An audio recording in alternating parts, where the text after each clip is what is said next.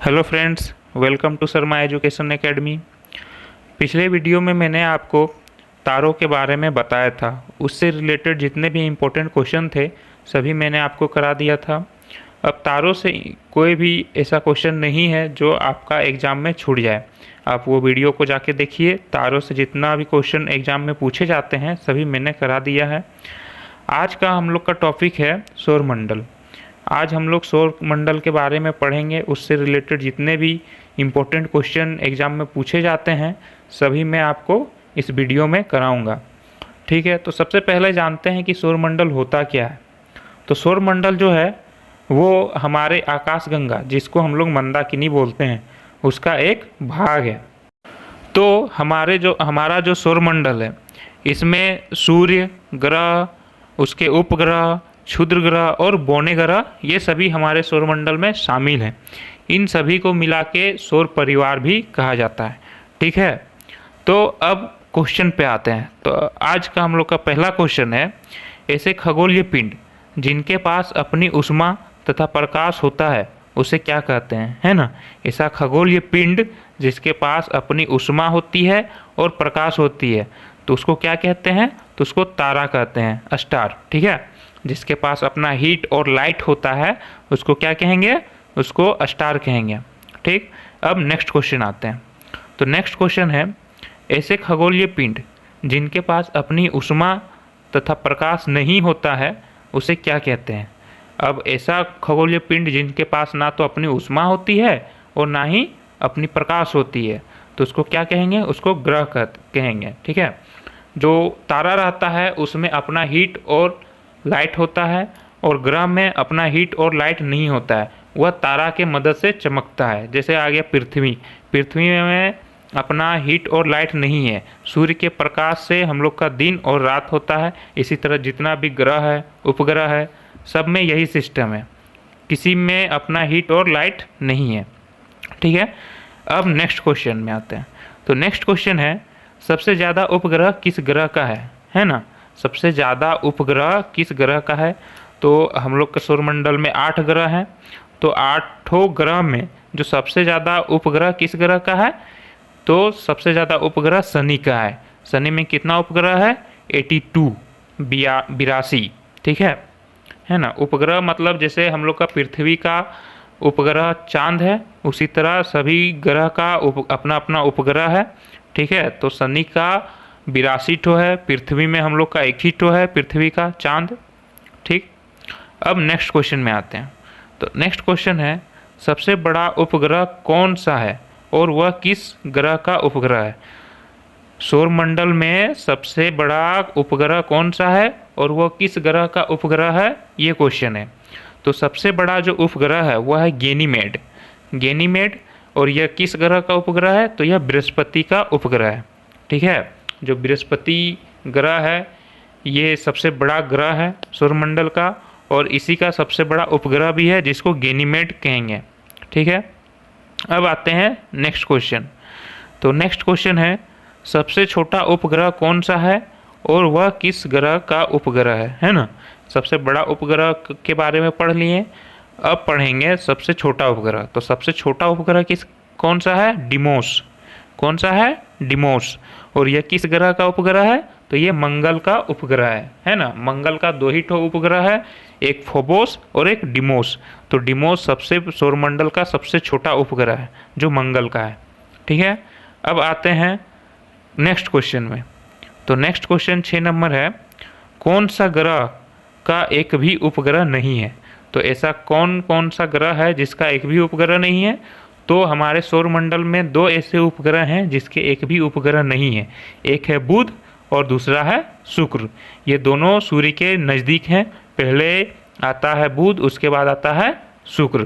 तो इन दोनों ग्रहों के एक भी उपग्रह नहीं है। ठीक है, अब नेक्स्ट क्वेश्चन। तो नेक्स्ट क्वेश्चन में है कि ग्रहों का अपने अक्ष पर घूमना क्या कहलाता है ना। जो ग्रह है वो भी अपने अक्ष में घूमते हैं तो उसको क्या कहेंगे, है ना। तो उसको घूर्णन या परिभ्रमण कहेंगे, यानी रोटेशन। इस क्वेश्चन में हमेशा कन्फ्यूजन रहता है। एक तो आता है घूर्णन, अपने अक्ष पर घूमना, और एक रहता है सूर्य के चारों ओर परिक्रमा करना, है ना। तो जो अपने अक्ष में जो ग्रह घूमते हैं उसको क्या कहेंगे? घूर्णन या परिभ्रमण, जिसको इंग्लिश में कहेंगे रोटेशन, ठीक है।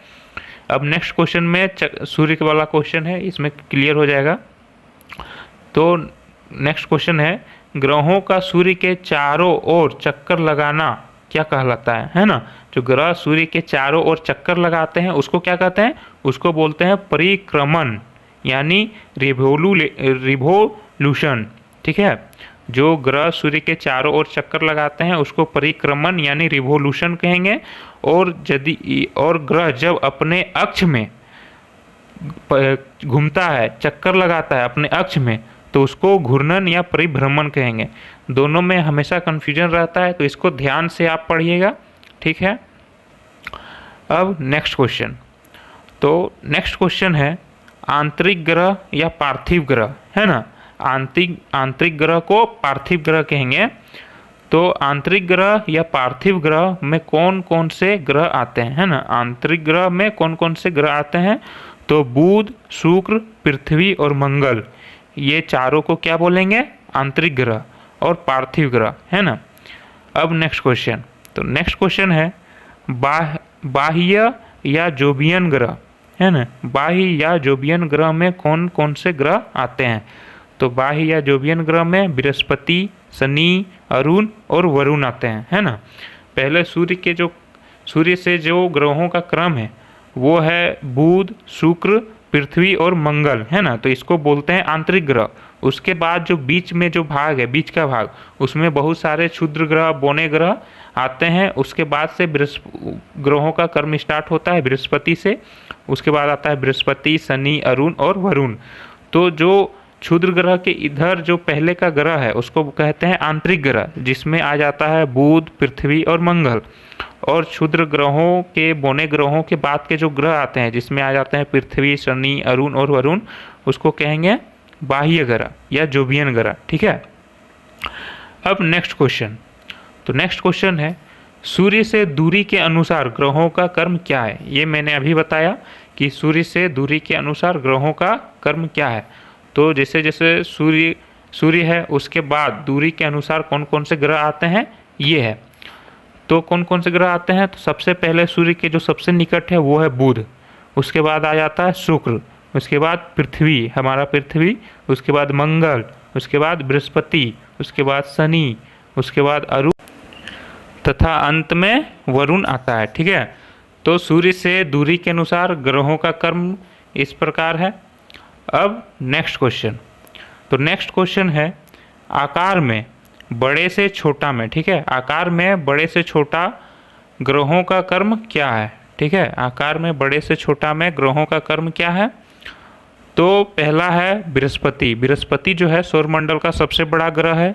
उसके बाद जो ग्रह आता है वो आता है शनि, फिर अरुण, वरुण, मतलब पहले बाहरी जो ग्रह है, बाह्य ग्रह, वो सब आकार में घटते क्रम में, यानी पृथ्वी, बृहस्पति आएगा, फिर उससे छोटा हो जाता है शनि, फिर अरुण, फिर ये वरुण। ये जो बाहरी ग्रह है ये सब बड़े ग्रह में आते हैं और जो आंतरिक ग्रह है वो छोटे ग्रहों में आते हैं, ठीक।